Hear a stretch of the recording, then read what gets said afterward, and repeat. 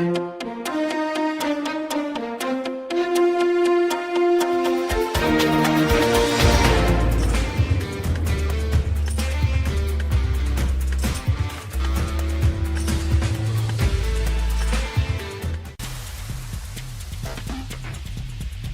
and welcome to the Midday Update.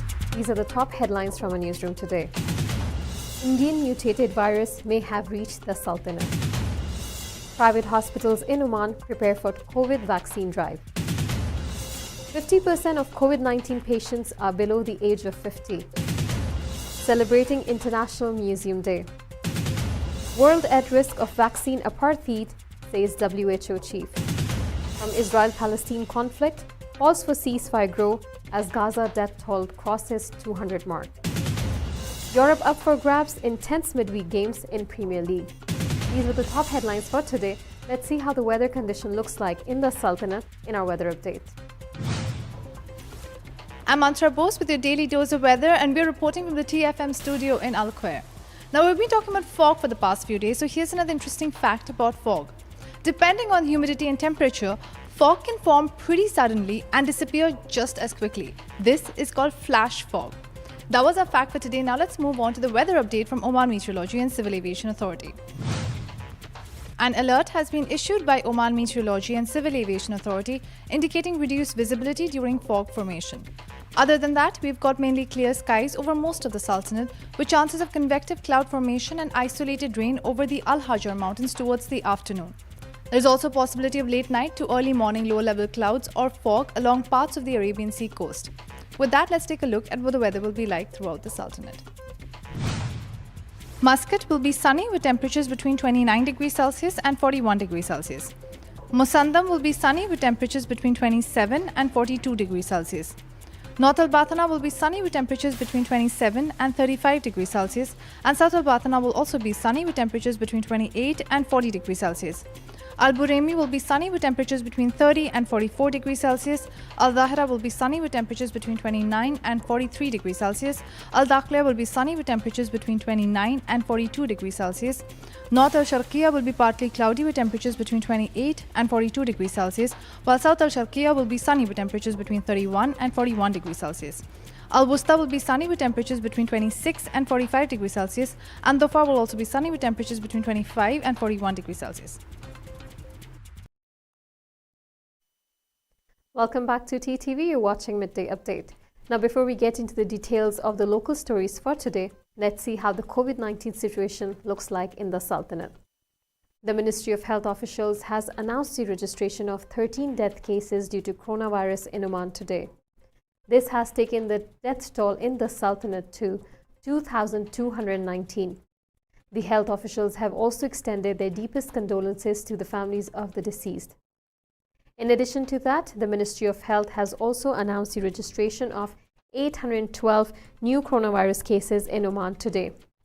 This has taken the total confirmed cases in the Sultanate to 207,109, which also includes the recovery of 191,539 as well as 2,219 deaths. According to Ministry of Health, a total of 474 people have also recovered in the past 24 hours. The ministry has urged everyone to adhere to the precautionary measures issued by the Ministry of Health and the Supreme Committee. And now from a local desk. The Indian mutated virus may have reached the Sultanate because the world is a small village and the methods of transmission are present, said the director of the field hospital for COVID-19 patients. Dr. Nabil Muhammad Al-Lawati, who is the director of the field hospital for COVID-19 patients, said in an interview with Oman TV that since receiving the first case of COVID-19 on October 6, 2020, till this morning, we have received approximately 1,300 cases and succeeded in bidding farewell to about 1,200 cases. Dr. Al-Lawati indicated that the occupancy rate in the hospital is still high and the peak times during the months of March and April reached about 95%, sometimes approaching 100%. Currently, there is a negligible decline in occupancy as it stands at 80%. Dr. Al-Lawati confirmed that new methods such as the helmet, in which ventilators and positive air pressure is provided, helps the patient to breathe more comfortably and contributes to raising oxygen rate in the blood. High-flow nasal cannula is another method, which is the flow of oxygen through the nose mask. Asad bin Rashid Al-Hassani, nurse at Field Hospital, said, "We received the cases at the hospital in the prime of life. There are those who reach us in critical situations, and there are those who have passed on. It is said in the community that the most cases of COVID-19 are the elderly, but this is not true, as we have cases in the hospital between the age of 20 to 30. Now, private hospitals in the Sultanate are preparing to store COVID-19 vaccine doses as part of a scheme launched by the Ministry of Health to administer the jab to hundreds of thousands of private sector employees. According to a spokesperson at a company in Muscat, she said that a few weeks ago, we sent around an email asking for our employees to register for the vaccine if they wanted to. Once we receive their names, ID card numbers, passport details, and age, we send this to the Ministry of Health. The ministry, once it receives these details, will accordingly place orders for vaccines and send it to the private hospitals with which the companies have agreements. The hospital will then call us so that we can be given the vaccines, she added. The Ministry of Health has set up a Google form so companies can easily sign up for the vaccine. Companies also have to nominate a member of staff to act as a contact person to handle matters related to vaccine registration, as well as name of the hospital where they plan on sending their staff to get vaccinated. Companies also have to transfer the funds to buy the vaccine and upload proof of the same onto the Google form. Payments can be made at the National Bank of Oman, which has been allocated to the COVID-19 Pandemic Vaccine Fund. Both the company spokesperson and hospital representatives in Oman said vaccines will be distributed to private sector employees on a first-come, first-served basis. Those who register will receive the Pfizer jab, which is expected to be distributed to them from June onwards. Now, according to the Assistant Manager for Business Development at NMC Healthcare Oman, Anis PN, he said, companies have to pay a fee of 20 Omani Riyals per dose as well as 3 Omani Riyals administrative fee. This means they will need to pay a total of 46 Omani Riyals per person for both doses. The vaccine aside, every person from a company who comes to us for a vaccine will also receive a checkup from our general practitioner and will be observed for 15 minutes after receiving the shot to make sure there are no adverse side effects. Anis continued saying that the cost of vaccination are inclusive of these services as well. We already have been between 50 and 55 companies signed up with us as part of the vaccination plan, and we expect more to sign up soon because the details about this initiative were shared just before the Eid holidays. Companies have now had time to make up vaccine payments and share their proofs of purchase with us. Now, half of the inpatients at the COVID-19 field hospital are under 50 years old, as I mentioned earlier. Hussein bin Ali alZaidi, infected with coronavirus, said in an interview with Oman TV that, "I think that corona was just a rumor until I got infected with it and suffered from it. Now I lost sitting with my family and friends, and I lost a lot of things because I sit in the hospital to receive the necessary treatment." Talking on the lines of the COVID-19 and how it has affected people, it has come to our effect that only 1 in 4 health workers who tested positive for COVID-19 displayed symptoms for the virus, according to findings by Omani researcher Dr. Amal Al-Shibli at Sultan Qaboos University. Al-Shibli and her team conducted a study on 583 healthcare workers at SQ Hospital to identify the causes behind asymptomatic infection of the disease by collecting the social, demographic, and clinical backgrounds of those who did not display any symptoms but still tested positive. She said that since the COVID-19 infection symptoms range from asymptomatic to multi-organ failure, healthcare workers managing patients with COVID-19 have increased risk of infection through transmission. Asymptomatic staff might also transmit the infection to other patients, she added. The project was organized under the COVID-19 research program of the Ministry of Higher Education, Research and Innovation. Within this project, the participants were recruited from multiple areas that had different levels of exposure risk to COVID-19.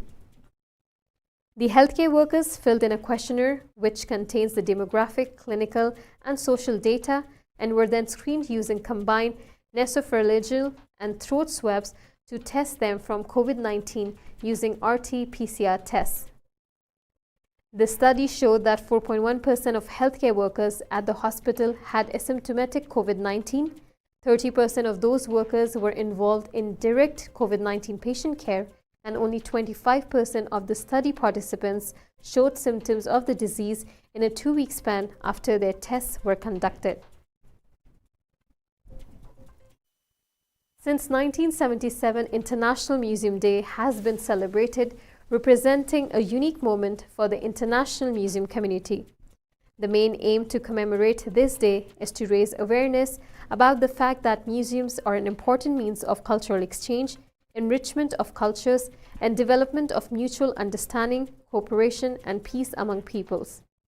Organized on 18th May each year, many museums participate on this day. This year's theme is the future of museums, recover and reimagine. In Oman, there are several museums that showcase Oman's traditions, culture, history, and heritage.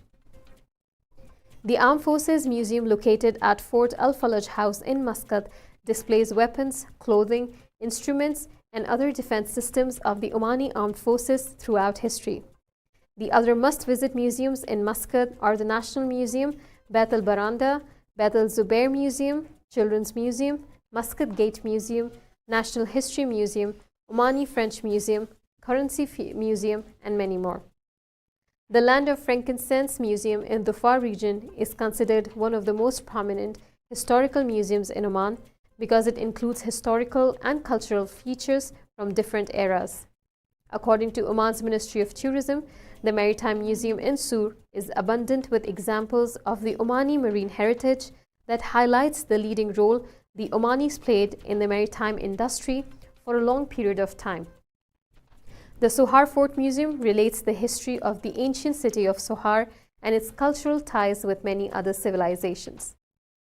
The Turtles Museum in Ras Al Had is an internationally renowned nesting site sanctuary for the green sea turtles, harboring one of the largest nesting populations in the world. This was all from our local desk for today. It's time for us to take a quick commercial break, but stay tuned as we have more updates coming your way from our international desk.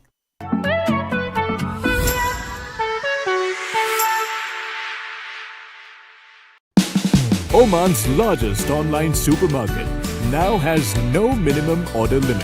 From grocery to household items, Rafiq has everything that you want. Enjoy worry-free shopping with over 8,000 products to choose from and get it delivered straight to your doorstep. Rafiq, you order, we deliver. It's about time we kicked COVID-19 out of our lives.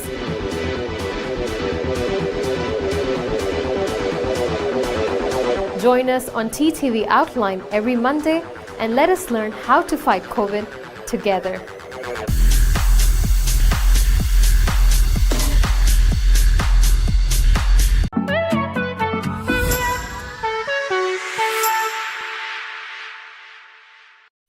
Welcome back to TTV, watching Midday Update. And now from our international desk. Highlighting the gap of vaccinations between high-income countries and low and lower-middle countries, World Health Organization Director General Tedros on Monday said that the world is at risk of vaccine apartheid. Speaking at the Paris Peace Forum spring meeting, the general said that, "I think I would go one step further and say not just the world is at risk of vaccine apartheid. The world is in vaccine apartheid." As you know, high-income countries account for 15% of the world's population, but have 45% of the world's vaccines. Low and lower middle countries account for almost half of the world's population, but have received just 17% of the world's vaccines. So the gap is really huge. He further remarked.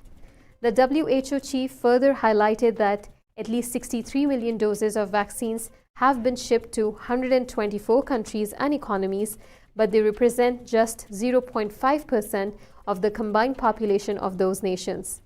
He also noted that the basic problem of vaccine inequity was a lack of sharing, which could be resolved by sharing financial resources to fully fund the Access to COVID-19 Tools Accelerator, sharing doses with COVAX, and sharing technology to scale up the manufacturing of vaccines.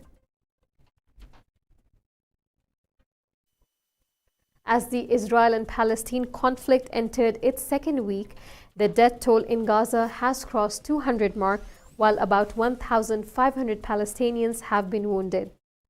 Al Jazeera reported that at least 212 Palestinians have died since the beginning of the fighting, 61 of them children. 42 Palestinians were reported killed on Sunday in the deadliest single strike since the violence erupted a week ago. Israel has said it does not target civilians and that many of the dead were terrorists or killed by errant Hamas rockets. Meanwhile, more than 3,000 rockets were fired from Gaza towards Israel in the escalating conflict, killing about 10 people in Israel, including 2 children and an Indian national. Israel fired shells towards Lebanon in response to rocket launches on Monday. A Lebanese security source confirmed to Al Jazeera that Israel had fired 22 shells towards Lebanon after it was reported that 6 rockets had been fired from South Lebanon. This comes after the US President Joe Biden, in a call with the Israeli Prime Minister Benjamin Netanyahu on Monday, expressed his support for a ceasefire in the fighting between Israeli forces and Hamas group. As the violence continues, calls for a ceasefire have been growing in the international community, with Egypt considered a key interlocutor in dealing with Hamas and negotiating with the Israelis on efforts to achieve a ceasefire. Biden has faced increasing pressure from Democrats leading up to the call on Monday, particularly after an Israeli strike on a Gaza building that housed the Associated Press and other international media organizations. Once again, it's time for a quick commercial break, but stay tuned for more updates from our sports desk.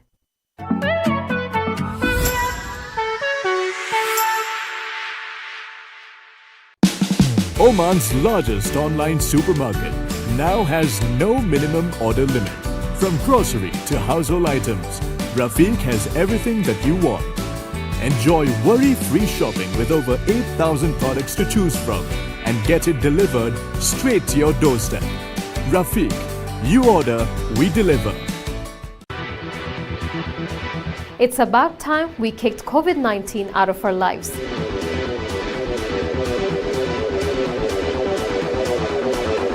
Join us on TTV Outline every Monday and let us learn how to fight COVID together.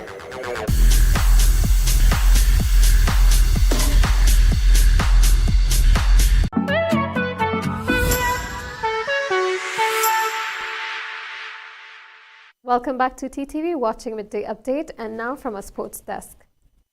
The penultimate games of the seasons in the Premier League on Tuesday and Wednesday nights will be vital to see who will qualify for the Champions League and the Europa League next season, with a repeat of Saturday's FA Cup final the main attraction on Tuesday night. Leicester City made history when they defeated Chelsea 1-0 at Wembley on Saturday to win the FA Cup final for the first time in the club's history, but after the emotion of the weekend, Tuesday's result will have big implications for the club's economic prospects. Chelsea are 2 points behind Leicester in 4th place and need a win to take a step closer to assuring 3rd place in the next season's Champions League, while the two teams will be acutely aware of Liverpool breathing down their necks, a point behind Chelsea and 3 behind Leicester. Leeds United won 4-0 away to Burnley on Saturday and looks to have relaxed after assuring their place in the top fight after a difficult season. Another win for Leicester, however, would give them a top 4 finish and a place in next season's Champions League before they entertain Tottenham on Sunday. Tottenham and West Ham also face key matches, with 7th place West Ham travelling to already relegated West Brom, while Tottenham have a winnable match at home to Aston Villa. Only goal difference separates the two London-based clubs ahead of 2 matches that will decide if they play in Europe next season. With this news, we have come to the end of the episode for today, but stay tuned as we'll be back again tomorrow at 2 p.m. with more updates and latest news your way. Keep watching TTV. You've just heard the live feed from the TTV studios on TFM 95.4. Let's talk.